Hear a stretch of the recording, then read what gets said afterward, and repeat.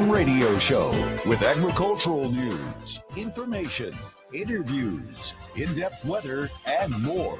It's Terry Henne and his Farm Show on 100.5 and 790 News Radio WSGW and online WSGW.com.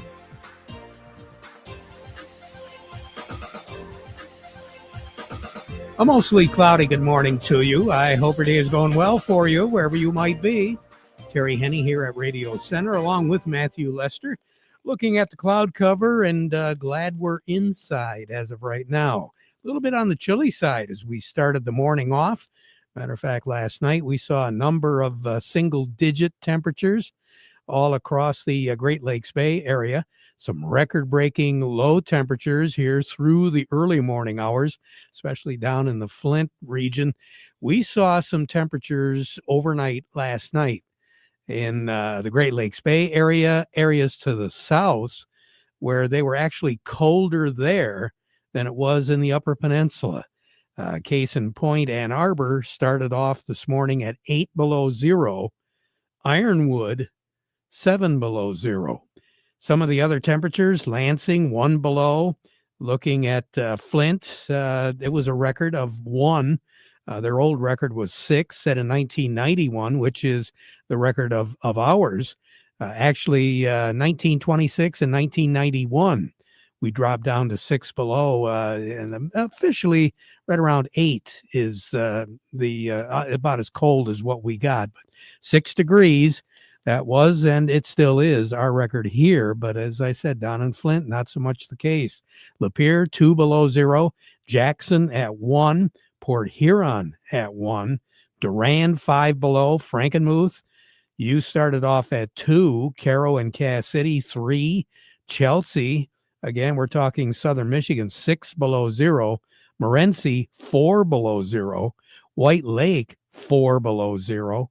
And again, as I said, all across the Upper Peninsula, temperatures pretty close to what we are here, but not as cold as what it was a little bit further southern Michigan. Matter of fact, so far this month, we are running about 47% colder. We've used upwards of 40, close to 47% more heat units than what we normally would be for a December. And again, this is just so far. So it gives you an idea of just how chilly these temperatures have been, because we've been running below normal. 38 is where we should be, 26 at night. We've been looking at 26, 30, maybe 32, and we're considering 34 degrees a heat wave, when in reality, as I said, we should be close to 40 right now as far as temperatures go. Matthew had a little bit of a hole to dig out of this morning. Where are we at right now? Well, over at the airport, it's cloudy at 18. Over in Midland, it's cloudy at 19.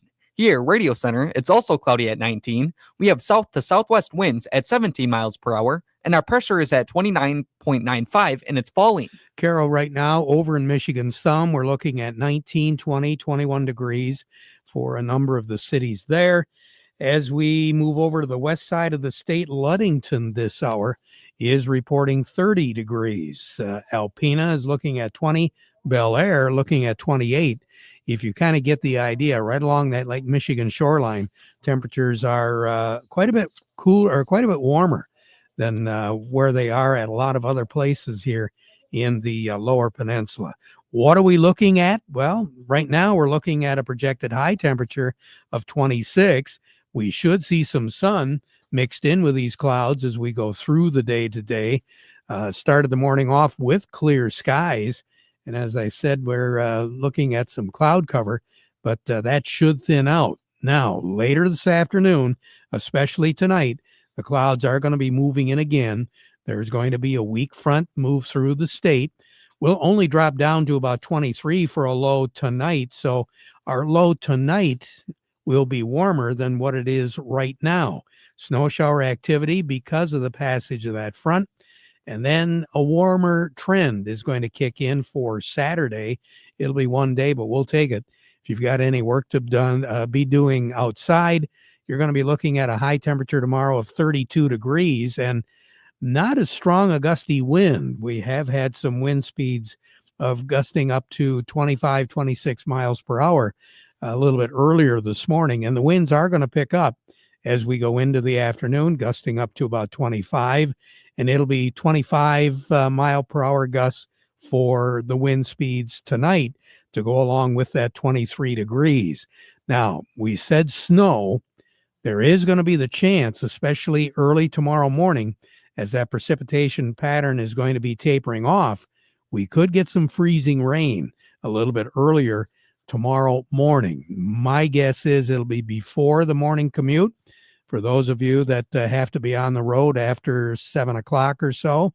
But you could run into, especially secondary roads, sidewalks, and parking lots, some freezing precipitation tonight and early tomorrow morning. But again, going through the day, there will be glimpses of sun tomorrow, mostly cloudy skies. Front will slide through, 32 for a high, 19 for a low on Saturday night. And once again, there is going to be the chance, not as good of a chance, but still a chance of seeing some snow showers and snow flurries with that low temperature of 19. Now, some of you will get colder than that Saturday night, but I think for the most part, we're going to be looking at 18, 19 degrees with a north breeze, light in nature, but it will be coming out of the north because of the passage of that front as we go through the day tomorrow. Sunday, we won't be nearly as warm. After a low of about 17, 18, 19 degrees, we'll work our way up to right around 25. There is going to be snow shower activity around early on Sunday, but then becoming partly cloudy as we go through the day on Sunday. 25 for a high, 0 with clear skies for a low on Sunday night. Then moving into the work week next week, we'll start off with partly cloudy skies because of a high over Illinois, but that high is going to be drafting some cooler air down over top of us. 22, 23 degrees for a high on Monday, 10 for a low on Monday night. Clouds will be moving in, and after midnight, Monday night into the day on Tuesday, we are going to be looking at some snow showers around. Monday night's low will be 10. Tuesday, 32 degrees for a high with a real good chance of snow showers. Upper 20s for a low on Tuesday night. The chances of snow shower activity will continue, and there very possibly could be some freezing rain precipitation, drizzle, moving in during the day and Tuesday night. Now, Wednesday, we're going to see cloudy skies, a mix of rain and snow, 35 for a high on Wednesday, but then the front will move through on Wednesday, 15 for a low on Wednesday night. So whatever precipitation we get on Wednesday night, it will be snow showers. Still some snow showers around with cloudy skies on Thursday, temperatures in the middle 20s. So we're going to get a little bit of a roller coaster ride now with our temperatures as we move into tomorrow, because we are going to be looking at 32 for a high, Sunday 25, Monday 22, Tuesday 32, Wednesday 35, then Thursday 25. So that kind of gives you an idea where the temperature variances are going to be. 67 is the record high on this day. That was set back in 2001. As we said before, the record low is 6, set in 1926 and tied in 1991. A year ago today, 30 was our high, 15 was our low. We picked up about a half inch of snow for the month of December. As of a year ago on this day, we had 1.4 inches of snow altogether. This year, we're looking at 10.8 inches of snow as of yesterday. The warmest ever, 5th of December, was 2001. 67 was our high, 52 was our low. The coldest ever, 1991. 20 was our high, 6 was our low. And along with that chilly 1991, December the 5th, we had the most snow on the date too. We had 5 inches in 1991. Long range outlook to take us all the way through the 18th of the month. We continue to see below average temperatures, slightly above as far as the moisture. That's a look at what's going on as far as the weather is concerned right now. Matthew, who do we have on deck? Coming up next, we have Kevin Pike from Star of the West, and we also have Doug Klein from Oppenheimer. Before we get to them, we want to remind you the weather forecast brought to you by the folks at Nutrient Ag Solutions.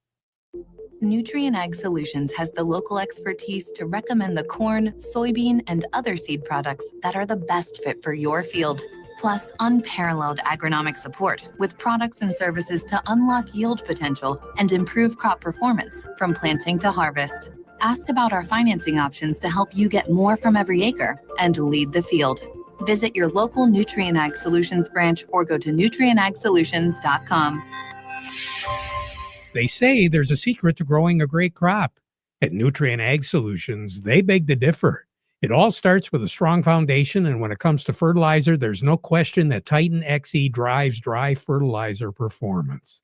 They've been unlocking the potential in every prill of dry fertilizer with biocatalyst technology for over a decade. Visit lpi.ag/Titan or contact your Nutrient Ag Solutions crop consultant to drive your crop's potential today. Farm Service brought to you today by the folks at the Michael Sarr Crop Insurance Agency. Remember, they are licensed to serve all of Michigan with both conventional and organic crop insurance. Now, their agents, they're available. Any questions or emergencies you might have, their cell phones, they're available. They're on them. Or you can call the office in Reese at 989-868-4722. And on behalf of all the folks at the Michael Sarr Crop Insurance Agency, they want to wish each and every one of you a very happy holiday. Along with us, we have Kevin Pike from Star of the West. Kevin, good morning. How are you? Good morning, Terry. I'm doing well. How are you? Hey, much better than the markets. Yeah, that is very true. It looked like it looked like today we're probably going to start a little bit neutral, but this past couple hours, I think we've definitely taken a little bit of a hit today. Any particular reason why, Kevin? I'm thinking that it could possibly be a profit-taking day as we get closer to that Tuesday WASD report here. Corn demand is still running hot with export sales coming in at about 31% above last year at this time. The question is how long we can keep this momentum going, especially since that South America crop news continues to look pretty favorable here. Brazil is getting some much needed rain, and Argentina crop is getting rated at 79% good to excellent with 0% poor conditions. And that Ukraine production is estimated at 32 million metric tons, which is about 6 million metric tons higher than last year. On the soybean side, we had some export sales here today with another sale of 462,000 metric tons to China. It's still looking unlikely that we'll hit that goal of buying 12 million metric tons by the end of the year, but it sounds like we should be wrapping that up in February, which could be a nice way to kick off the new year. And then wheat just continues to move sideways as that global wheat production and supplies keep increasing as Argentina harvest is about 45% complete and looking at a record crop of 25.5 million metric tons down there. So right now at this stage of the game, it does look as though they're going to get that crop off in South America right on time. Yeah, it looks like the weather's pretty favorable down there for Argentina here. So yeah, it looks like they should be on pace to getting that off. And as far as other parts of the globe, don't really seem to be having any major weather issues, do we? No, it seems like that's kind of been the story all year. I haven't heard of any crop supplies really taking any hits. There was some rumors that Ukrainian corn was having some problems over there. But other than that, it seems like this year has been a very quiet crop damage-wise news. Yeah, it sure is. So right now on the board at Star of the West, what do you have? Yeah, cash wheat is down 5 at 5.15 on the white, 4.40 on the red. New crop 26 is down 4 at 5.41 on the white, 4.56 on the red. Cash and current price corn is down 1 at 3.86. New crop 26, we're looking at down 1 at 4.04. And cash and current price soybeans is down 9 at 10.41, and new crop 26 is down 8 at 10.27. You have a great weekend, Kevin. Thank you. Thank you. You as well. You betcha. Kevin Pike over at Star of the West. A little bit more in depth as far as what our markets are doing. Doug Klein from Oppenheimer joining me. The market report brought to you by Thumb Bank, working with agriculture for a long, long time, 1895. And they understand all the challenges that farmers have to keep up with and they're willing to work with you to try to get those changes as well as industry trends in line to help benefit you with your operation. They've got 13 locations throughout the Thumb and the Great Lakes Bay. To assist, all you got to do is stop by Thumb Bank, where relationships are built on trust. Market Report also brought to you by Michigan Truck Spring of Saginaw, your complete parts and service headquarters, light, medium, heavy-duty trucks and trailers, as well as buses and recreational vehicles. They'll help you out. Quality parts and quality service at very competitive prices for well over 45 years.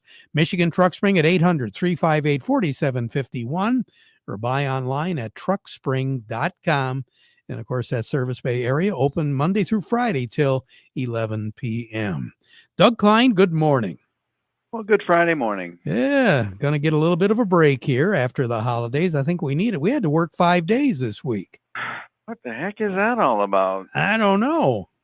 Got to get used to it here for a couple weeks anyway. Oh, man. Well, it's a very interesting day today. Netflix is going to buy Warner Brothers, $72 billion. So that's interesting. There was kind of some thoughts that some of the other media companies were going to buy in, but they won the deal. So that's that. GM hit a new high. Goldman Sachs hit a new high. Ulta Beauty went up 75 points today. They hit a all-time high of over $600 a share.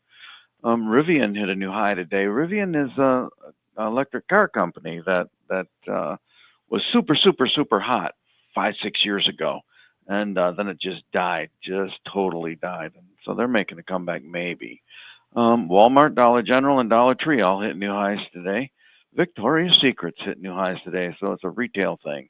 And then Caterpillar also hit a new high, and the only new low I saw today was McCormick, and that's, of course, related to the food business. So that's that. And natural gas hit a new high for the year today. Traded at $5.48 per million BTUs. And if you remember, I don't, but $2.62 was the low. That was probably 8 months ago, something like that. So that's at a 100% flip since it's low for the year. And silver's bouncing back a bit, $1.20 higher today, 58.05.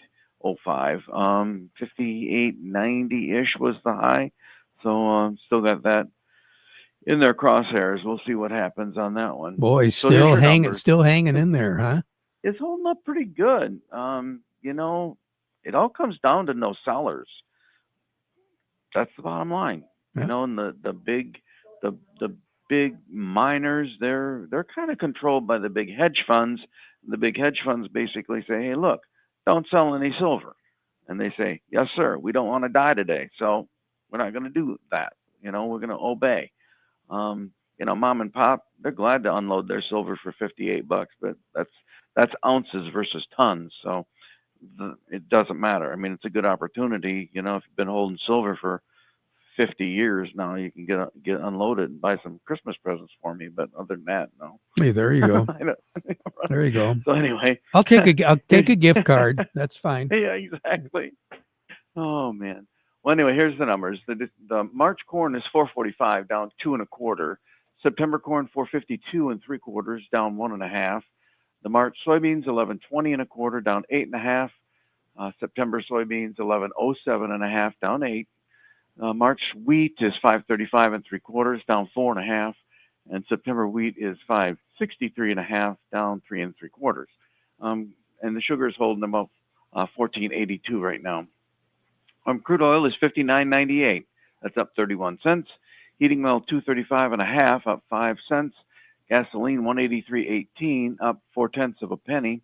Natural gas 540 1/2, up 34 1/2 cents. Over to currencies, Canadian dollar. U.S. dollar buys $1.3862 Canadian. That's down 94 ticks. So that's showing a little tiny bit of strength in the Canadian dollar for once in the last eon. Over to the yen, the dollar buys 155.30 yen. That's up 22 ticks. The euro's at 116.34, down 9 ticks. The dollar's at 99.10, up 11 ticks.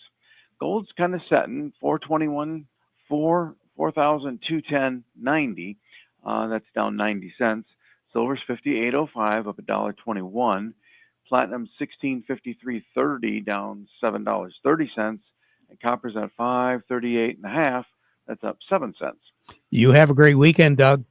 Thank you. You too. You betcha. Doug Klein over at Oppenheimer. Farm Service brought to you today by the folks at Freeland Bean and Grain. They are your Dairyland Seed headquarters, and definitely you should be contacting them to get some pricing here before the end of the year as you prepare for 2026. Serving you is their business, and they've been doing it since 1983. Freeland Bean and Grain. Let's join up with Kim Weiss over at Lingle Equipment. Kim, good morning. Good morning to you, Terry. You're talking a lot about snow, and, we're going to get maybe these couple inches here, couple inches there. You don't want to always have to start that big tractor if you want to get it cleaned out, because when you don't clean it out, it turns into ice, and that gets dangerous as well, especially if you have people coming over to your house to have a party or to visit for the holidays. So maybe it's nice to have a small tractor that's just sitting in the garage or, out by your shop or something that you can drive out. And that's a BX series tractor with a snowblower on the front. There's a lot of different programs out there to buy it, a lot of rebate, different options in that. I can't hesitate enough to say, come on in and let's sit down and talk about it. If that's something that you think you need or that you can use, because then there's a lot of avenue that you can use next spring, next summer for around your lawn or around your property, come on in and see me. Let's sit down and talk about it. And there'll be ways that we can make it work to your budget that you can end up with one of them tractors at your house. Come on in and see me. We're right alongside I-75, just south of the Zilwaukee Bridge off the Washington Road exit. Or give me a call at 989-754-7801 or send me an email at k.weiss, W-E-I-S-S, at lingle1.com, and we'll see what we can make it happen. Also, I've got a lot of selections of excavators here. If you're in the construction business, a plumber, electrician, excavation company, you say, hey, I'd like to do something for next spring. Let's do it before the end of the year and make use of a lot of the rebates. Yeah, good suggestion. I never gave that a thought, but you're right. Especially getting things locked up before the end of the year. You can get some pretty good pricing and some good financing too. Yeah, there's good financing, but there's as much as $4,500 off on some units. Come on in and see me. Let's sit down and talk about it. Kim Weiss, you have a great weekend, okay? You too, Terry, and let's hope not. I don't like this freezing rain that you talk about. That scares me. Ice is scary and it's scary to a lot of people. Let's hope it stays colder, and it either stays cold or it don't do nothing at all. Well, you got that right. Kim Weiss, you take care. All righty? You bet. Kim Weiss over at Lingle Equipment, your one-stop Kubota shop. We're going to take a break, and we'll be right back.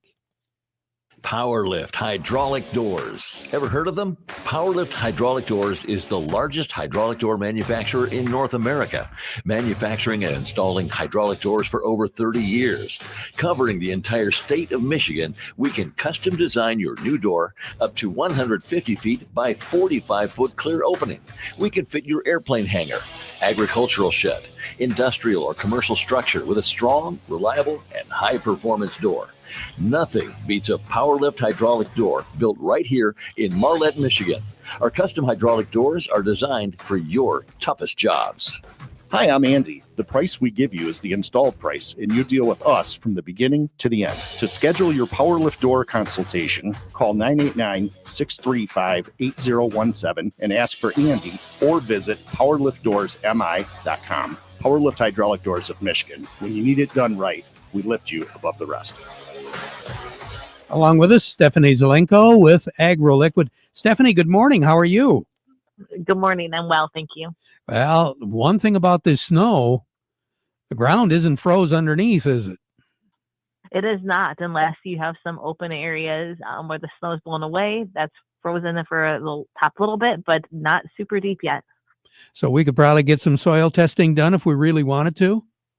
Yeah, if you want to, get through the snow drifts, absolutely you can do that. We're getting kind of to the point that it's it's past the fieldwork stage, and it's time to, start looking at analyzing those soil tests if you have them, and thinking about inputs for next year. Fertilizer prices probably aren't going to change dramatically for the better. So now's the time to start thinking about those inputs.